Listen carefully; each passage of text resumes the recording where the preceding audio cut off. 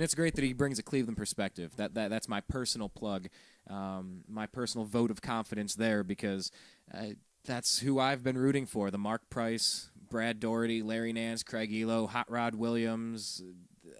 I mean, like, these are the teams that I liked, that I grew up rooting for. And living through the whole LeBron situation, I don't know. It's something I just don't think that the rest of the sporting world really understands. I don't think you guys really understand. I remember a few years ago it was all about the Boston Red Sox and the curse. That was before they knocked, 2 World Series out. But you remember it was, Boston is cursed and the Boston curse. And then you'd hear about, like, the Cubs. Oh, the Cubs cursed in Wrigley Field and there's a goat. And you'd hear, okay. But it's like, it doesn't even hold a candle. If the Red Sox were had a bad stretch where they did not win and they were in a slump, a curse, come on. You had Larry Bird. You had the Bruins. You had the Patriots. You had other teams doing things and bringing home championships in other sports.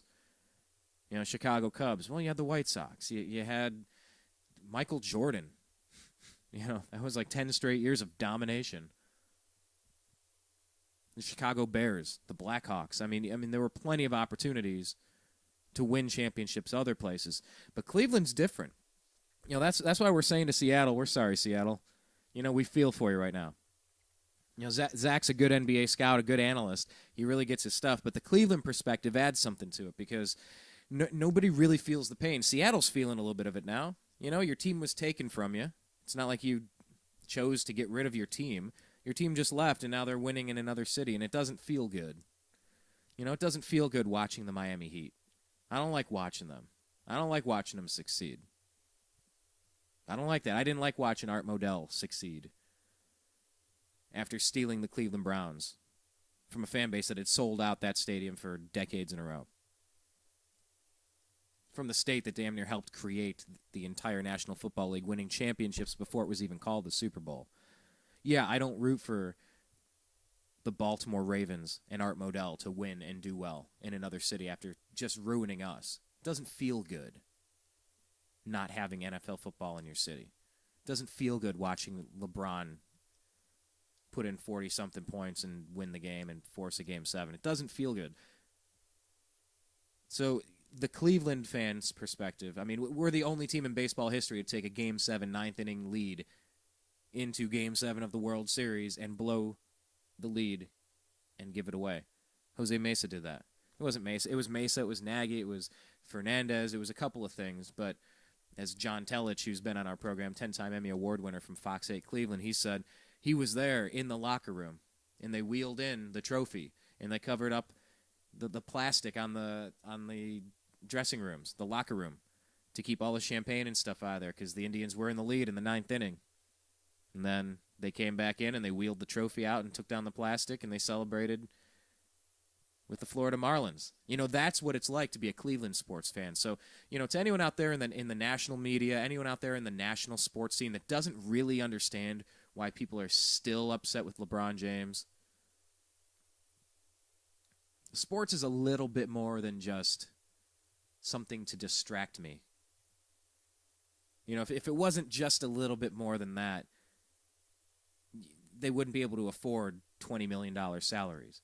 It's because people do care, and people will pay the ticket price and the merchandising fees to care, and the season passes and whatever you got to spend to get your loge, your skybox, your replica jersey, whatever it is, Madden, wherever the money comes from. It's because people care, and it means a little bit more than just something to distract us from politics and spirituality and religion and all the finance and debt. Sports is a little bit more than that. So yeah, we do take it a little bit personally when our football team is stolen. So we can definitely look at Seattle and say, we're sorry, Supersonics fans. I know it must not be very pleasant watching your team that was stolen win elsewhere. Because we watched the Baltimore Ravens win a Super Bowl a couple years after being stolen from us. We watched LeBron James just completely destroy our franchise. And it's one thing had our owner Dan Gilbert not been willing to go get Antoine Jameson, to do the sign and trade, to get Zydrunas Ilgauskas back on the team, to get Shaquille O'Neal because we were having problems with Dwight Howard, to get all of the shooters, the good shooters, to surround him, to get the backups where our second unit was just phenomenal, and we had the back-to-back best record in the NBA with the Cleveland Cavaliers. It takes more than one person to do that, and that team was specially designed to maximize the skill set of LeBron James, and he just walked away, left us just hung out to dry, embarrassed us on national TV, and really just completely destroyed the following season. We had no time to prepare or make any offseason moves, to shift around salary, to make any trades, to work through the draft. We were just hung out to dry, and we don't appreciate it. So it's an unpleasant time for us as Cleveland sports fans at this time of year, watching LeBron James push it with just an amazing performance yesterday in Game 7 against the Celtics to get to a Game 7. Here we go, Game 7. Cleveland fans are used to Game 7s not turning out well. Maybe this will be different because we just don't want to see this guy succeed. Not everyone. I don't. I take it personal, LeBron. People say they talk to spirits in their dreams, and they have dreams and go through that situation. I had a dream last night, and I had like 2 10-minute conversations with LeBron James. I don't remember. There wasn't anything all that particular. I just told him. I said, this is this is really unpleasant. This is really unpleasant watching you down there. It's not like we weren't building what you needed here. Call it the spurned ex syndrome, if you will. But in sports, you have teams that you root for and teams that you don't root for. But I'm telling you, it doesn't feel good. It really hurt, getting that close again with another team. Not just the Browns with John Elway's 98-yard drive, or Ernest Biner's phantom fumble, or Michael Jordan's the shot to knock out the Cavs, back in the late 80s. I mean, this is, back-to-back MVP, best player in the league, back-to-back best record in the entire NBA because the team was good. The whole second unit was strong. That's why we were fresh at the end of the season. I mean, the team was good. And all these national pundits, I swear if I got to watch any of you guys on ESPN talking more junk about Cleveland, how he was teamed up in Cleveland with nobody. He had no help. He had no support. He had to go to Miami. We will have to revisit that. We will have to revisit that because you're not going to change the narrative here. You're not going to try to paint this a different way. He was surrounded with talent. Moves were being made. We did the best that we could at the time. LeBron only signed that short-term extension, not the long one that Kevin Durant signed. When you sign a long-term extension, you can attract different talent. It's just not a pleasant time. My happiest day will be when the Heat are eliminated until next year. Until when the Cavs start playing again. So, unfortunately, we did not get that last night from the Celtics. And I assure you there are many Cleveland Cavaliers fans, maybe not so much Zach. Zach's kind of over it.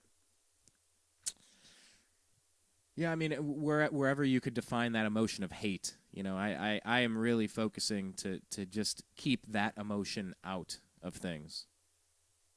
Not really interested in hating things. But I don't want to see them succeed. So therefore I root for the other. So my 2 favorite teams are the Cleveland Cavaliers and whoever's playing the Heat. So tomorrow we're going to be pulling for the Celtics, is what it is. I think we may be bringing in a special guest who might want to talk some Tribe and some Browns, Brandon, if he's still available. We've ran a little long in this segment, but so be it. My name's Brian Engelman. This is the Unhappy Hour on thenewamericanmedia.com. If you're listening on YouTube, please do us a favor. Click that subscribe button. And tell your friends, if you're into Cleveland sports, tell them what we do here. We also do Agree to Disagree, where it's sports, politics, spirituality, religion, economics. It's everything else. And we try to blend the sports and the It's like, come on. If I, like I said, I don't hate LeBron James. I just really don't want to see him succeed. There actually is a fine line there. And I don't hate people that are different from me politically, but they're just wrong. That's why I think the way I think about this. But I think we can have the conversation. I can talk to Miami Heat fan. I can talk to a Keynesian economist who thinks that spending money when you're broke is the way that you get unbroke. Yeah, let's take on more debt because the problem is not enough money. I mean, there's a time to go to college and invest in yourself, and there's a time to pay down your credit card. And it's just, it's hard to have that conversation. But that's why we call the show Agree to Disagree.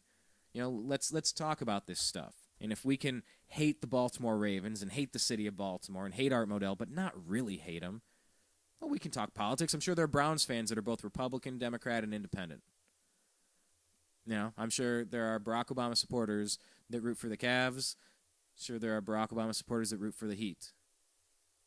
You know, some Romney supporters that root for both teams. Some Ron Paul supporters that don't root for either. You know, whatever the case is, we just can't talk sports nonstop. We get bored. We can't talk politics nonstop because our heads start to shake, and it's a really uncomfortable situation because politics makes people go crazy. Not bath salt zombie crazy, but crazy. So that's what we're trying to do here. We're trying to push the envelope. We're trying to challenge ourselves to have this conversation just like you'd have in a bar, you know, minus not after 10 drinks, but maybe after 2. That's what we do here at the Unhappy Hour. I'm going to take a quick commercial break, and we may or may not be joined with Brandon coming up on the other side. This is the Unhappy Hour on the NewAmericanMedia.com. You were listening to the Unhappy Hour sports radio show on the NewAmericanMedia.com. Follow the NewAmericanMedia.com on Twitter at American_media_.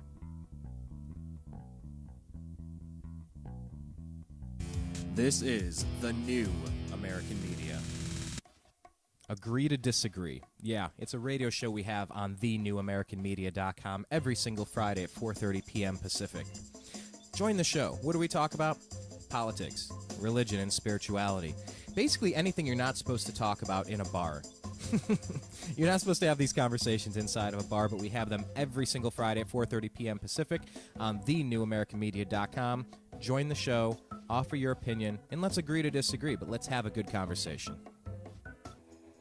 Have you ever considered adopting a pet to be part of your family? Our animal companions can be just as close to us as our human companions. If you're considering adoption, please visit your local shelter and adopt a pet today. Shelter pets make the best pets. Hi, Brian from the NewAmericanMedia.com.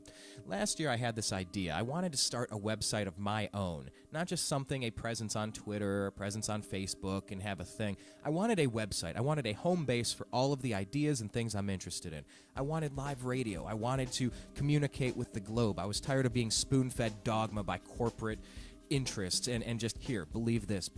I said, no, I think there's something underneath the surface, but I didn't know how to do it. So I contacted Ted Distel of DistelDesign.com. Ted walked us through the process of, okay, you want videos, you want to do quotes of the day, you want to have a spiritual section, you want to have a 1984 watch where government's intruding and private corporations are intruding into your privacy. Yeah, those are the things that I was interested in. Ted walked me through the process. We built thenewamericanmedia.com, and I encourage you to go online and take a look at our site. That's what he's capable of. Please, if you have an idea, go to disteldesign.com. That's DISTEL design.com. TNAM Radio, because the news always matters. Hi, Brian from the NewAmericanMedia.com. You know, this housing crisis that we've been in for a few years now has really taken a toll on a lot of families. I know somebody you've worked with, somebody that you're related to, maybe even yourself. You might have gone through some sort of foreclosure, short sale, deed in lieu of foreclosure, or any other nonsense going on in the financial markets tied to housing. One of the things that is not talked about enough is the fact that a lot of people have to get rid of their homes right now and go into some sort of apartment-style living. And in that situation, many people can't bring their cat or dog, their friend, their companion, a member of their family. Imagine your dog, imagine your cat, dropped off at a shelter. Oh, it's a shelter. They'll be safe. No, the shelters just don't have the resources capable to take care of these animals, and thousands of them are put to death every single week. Please, if you have the opportunity, go become a foster parent at a shelter. Go to your local shelter, adopt a dog or cat. Trust me, a family out there is going to really appreciate the effort.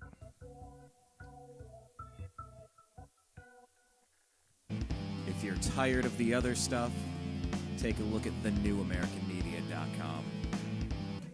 Be sure that you go on to facebook.com and do a quick search for The New American Media and like our page, because we like it when you do that.